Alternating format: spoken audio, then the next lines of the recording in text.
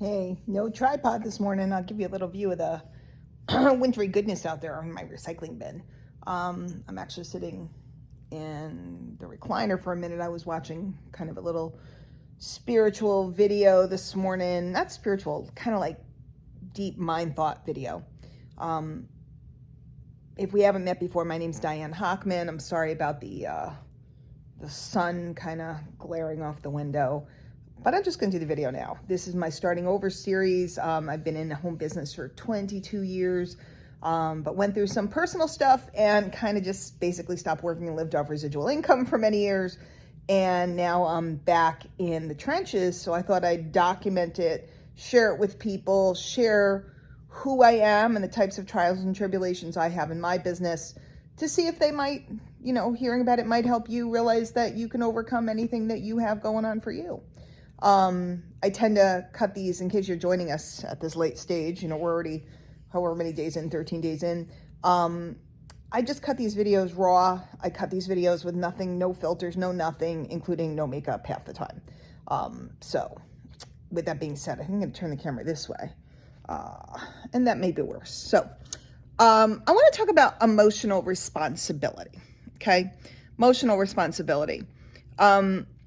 I'm not going to lie. I lean towards somebody who tends to, I'm emotional. Whether it's just my personality makeup, whether it's stuff from when I was a kid. And I'm not talking about emotional. Okay, let me counterbalance everything I say because I don't want it to be misinterpreted or somebody to take a clip and go, she's falling apart, don't listen to her. No, guys, I'm not falling apart. In fact, if anything, I come from a long line of women that push things down and don't fall apart. That's what we do. We push things down and don't fall apart. And then I finally realized, I'll be truthful, I'm looking at a quick video interview with Dr. Joe Dispenza, who I enjoy hearing from. He has a very scientific approach as opposed to meditation, as opposed to some of the people who have like a more spiritual kind of woo-woo approach. So he's a cool counterbalance. I lean woo-woo, not scientific. He's very kind of New York and straightforward, and I guess I kind of like a little more flowing robes type of thing. I like Matt Kahn, I like Kyle Cease. But Dr. Joe really has a way of putting things that makes you go, okay, snap out of it. And maybe because he's like me and he is I don't even know if he's from New York, but he has that Chicago, New York, that kind of Northeast kind of thing going on. And I'm always like that with business, sometimes people just want me to hug them and I'm like, snap out of it, get up, get to work. I have emotions too, gang. I have emotions, I have feelings, I have, all of that stuff.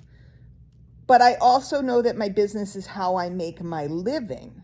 So I have to take responsibility for my emotions. If I want to sit down and have a good cry, do I let myself do it? Yeah, I do. Finally, first time in my life, I let myself have those emotions. If I want to be fearful about doing something, do I let myself have fear? Yes. I just don't let the emotions and the fear stop me from moving forward.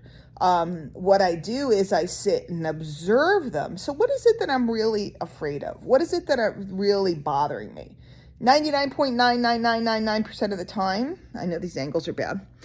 The thing that's bothering me isn't the thing in the moment. It's not making the video. It's not doing the call. It's not talking to that prospect. That's not what's bothering me. What's bothering me is somebody was mean to me in the third grade, and they weren't even mean. I interpreted it as they were mean. Okay, I interpreted it. I assimilated it. There's another word I want. I just kind of embedded it in myself. I wrote a story in my head about what happened in the third grade, the fourth grade, the fifth grade, the sixth grade. And then I'm rerunning that story in my mind and applying it to this prospect, applying it, this person reminds me of the cheerleader that was mean to me, or this person reminds me of the boyfriend that broke up with me, or this person, and it's happening on a subconscious level most of the time. So I've learned, and I'm going to be, again, really honest, the last 5 years, I got very shut down and very fearful. And, you wouldn't know it when I came out in public, because what I would do is rally myself to get up and do it. But I got very shut down for a while. Again, didn't stop me from making a living, didn't stop me from writing. It did stop me from appearing a lot of days, a lot of times, because that, by the way, that's one of the reasons why I'm appearing with no makeup, not even dressed half the time, because that was one of my excuses for not creating content. It was, I'm not together, or the house is a mess. I can't let anybody see it, or I can't do this. And, there's junk on my dining room table right now. Of course, there's probably stuff on my kitchen counter, not, some stuff, appliances and stuff. There's lemons and limes and things I didn't put away. So I just decided there are no excuses for this. I have to do it every day. And right now I'm doing it without a tripod. And right now I'm doing it without lighting. And right now I'm doing it holding the phone in my hand. There's no excuses. There's no excuses. See, before I was taking the fear and snowballing it and interpreting that people wouldn't love me, or that people wouldn't accept me, or people wouldn't listen to me, or nobody thinks I'm smart. All of this stuff from the teacher that told me to be quiet in 3rd grade or 4th grade, right? All of this stuff. And then I was applying it. I allowed it to just overwhelm me. And the reason why was because my marriage broke up. So I was allowing all of it to just overwhelming me. And maybe it was okay because it was a cleanse of all of that stuff. But now when I'm in that place, I'm just observing, what am I really afraid of? Is it really the task? Am I really afraid of writing an article or writing a letter? Do I really think I have nothing to say? That's not true. It's just me letting my emotions run amok, and I have to take responsibility. I have to take responsibility, and so do you. And when you take responsibility, it doesn't mean you're going to shut them down. Because like I said, I come from a long line of women that just shut down all emotions, push them down, push them down, push them down, push them down. Well, guess what? They're going to come out sooner or later like they did for me 5 years ago. Push it down, push it down, push it down, push it down. And then something happened in my life and the floodgate opened, and it was like, I don't ever want to be in that position again where there's that much I mean, like, think about like the Hoover Dam. Sorry, my eyes itchy. The Hoover Dam, there's all that water behind it. And then if the dam broke, everything would come gushing out and it would flood everything. And that's what happened. My emotions were dammed up, and the dam broke, and it was like, speaking of the subconscious mind, that's also when something goes wrong, that's when you rely on those habits and the things that are in your subconscious mind. You rely on them. That's why I was able to still write and do certain things, because they were so embedded. Like, I still know how to ride a bike. I haven't ridden a bike in years. I know how to roller skate. I know how to drive a car. They're in your subconscious mind. And that's why I'm always such a big person talking about repetition, because the repetition puts something into your subconscious mind until you can never not be able to do it again, even in bad circumstances. I don't know if that makes sense. So I'm rambling. I'm going to just shut this thing off. But emotional responsibility. And I've changed a lot, especially in recent months. A little thing could blow me out. And now I feel much stronger. And I think, again, it was when I was in the hospital.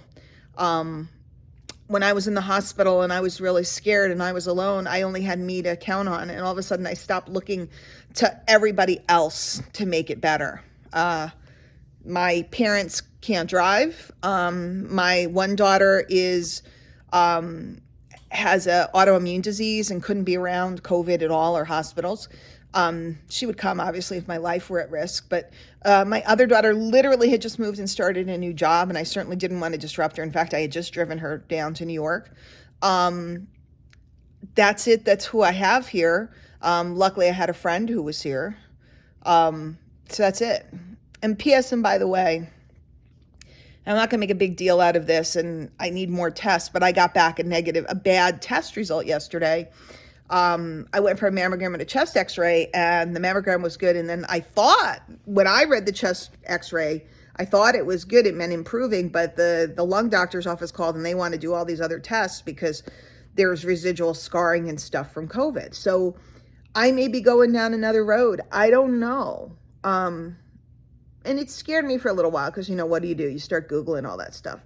But it is what it is, and I'm going to have to manage it no matter what it is. Could be nothing. Could be just it's going to heal and they're just checking on it. Could be something. But anytime I use the word disease, having to do with your lungs, it's not a good word. And,